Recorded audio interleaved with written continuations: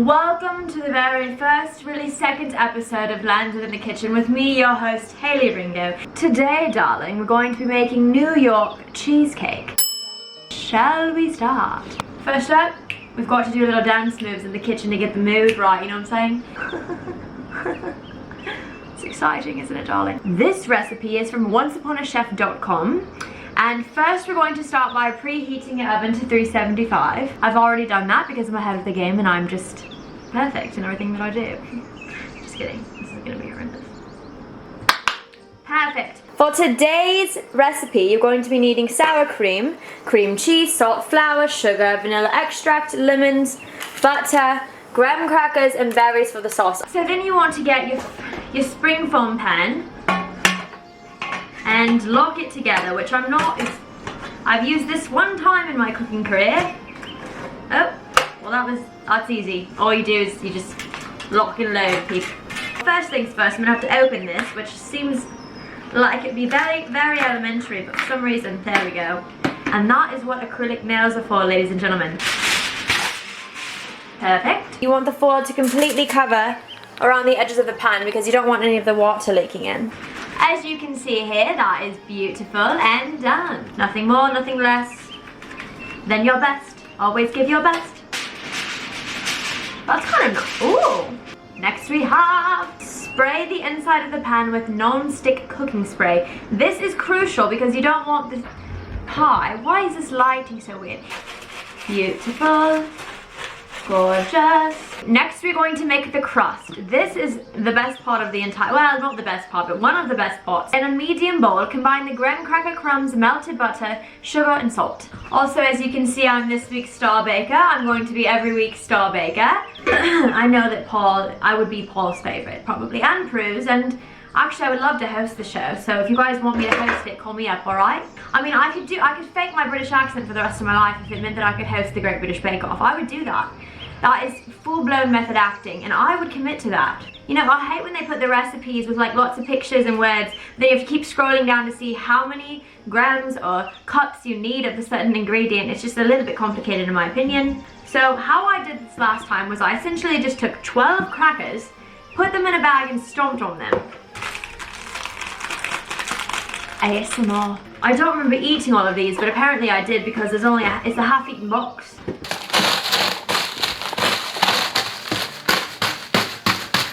You see that? It's beautiful. Sugar, sugar. Honey, honey. In a medium bowl, we need 12 whole crackers crunched up, which is this, 5 tablespoons of unsalted butter, 2 tablespoons of sugar, and 1/8 teaspoon of salt. 1, 2. I personally love to use kosher salt. It's been blessed by the Jewish gods. Look at that lovely melted butter. That's what you want to put on popcorn. Gorgeous.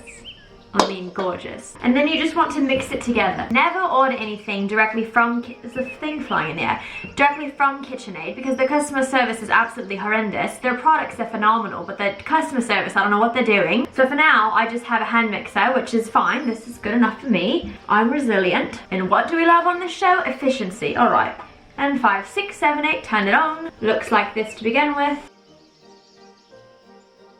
So now we're going to take this and pour it into this and just pack it in really nice and tight.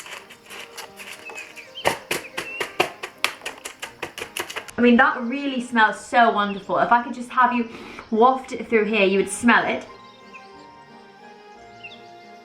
In the meantime, we're going to make the batter. Batter up. Wow, this is going to taste absolutely lovely. And the amount of cream cheese that I'm putting in this is also probably going to give me a heart attack. Look at these really cute sugar and flour things I got. I think I got them from CB2. I love CB2. 1 cup down. 2nd cup of sugar. 3 tablespoons of flour. 1, 2, y 3. And then next it says to add in the lemon zest, vanilla, lemon juice, and salt. You need 4 teaspoons of vanilla extract. I love vanilla extract. 1, 2, 3, and 4. Shit. Almost let the crust burn. We're going to let that sit and cool down right now. I'm going to also take the oven down to 325 instead of 375. Well, our lemons also kind of look like oranges, which is a bit weird.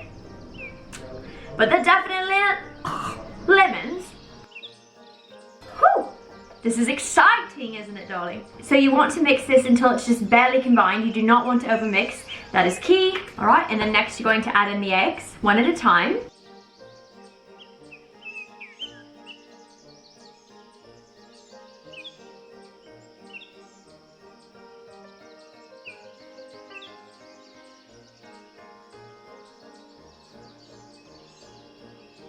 So personally, I like to use my cast iron skillet for everything. So you just want to take the springform pan with the crust, put it inside of the cast iron skillet, and then you're going to pour the batter on top.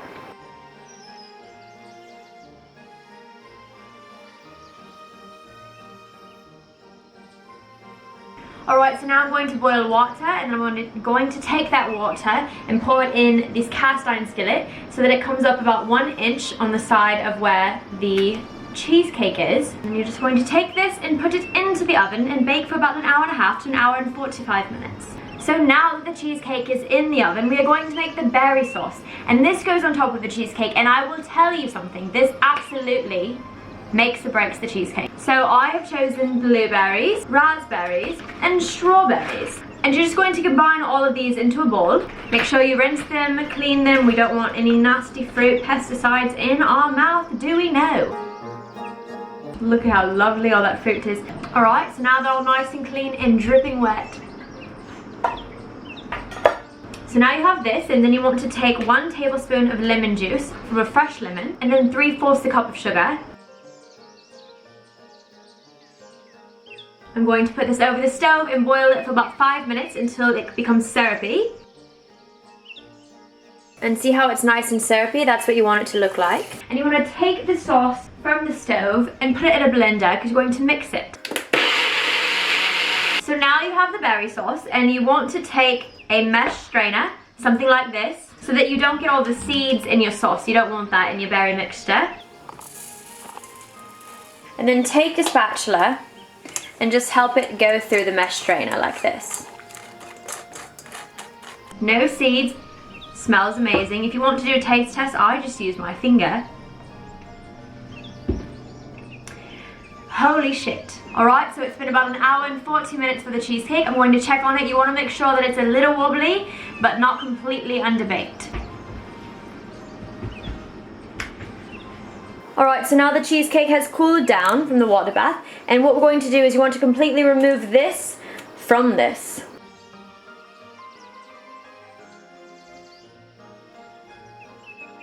Oh, this is my little Scottish kitty. He's my little Scottish kitty. Say hello, Mr. Frankie. Alright, so if you've done everything correctly, you're supposed to leave the cheesecake to sit overnight in the fridge. So I'm going to take that out, along with the fruit that I set aside to go on top, and we're just going to decorate it, baby. Look at that. That looks absolutely lovely.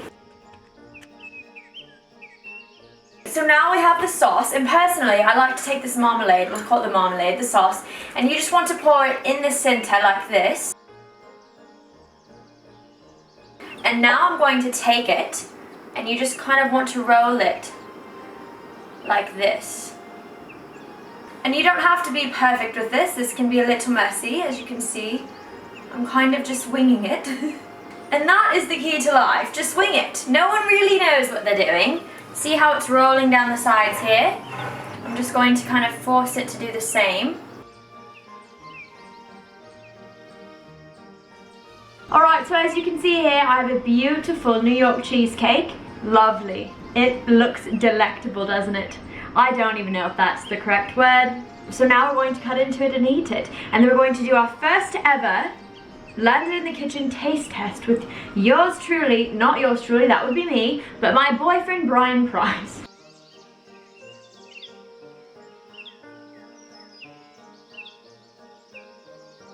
Just look how marvelous this looks. Here we go for the taste test, the official taste test, darling. Same time? Same time. 1 bite, everybody knows the rules, Frankie.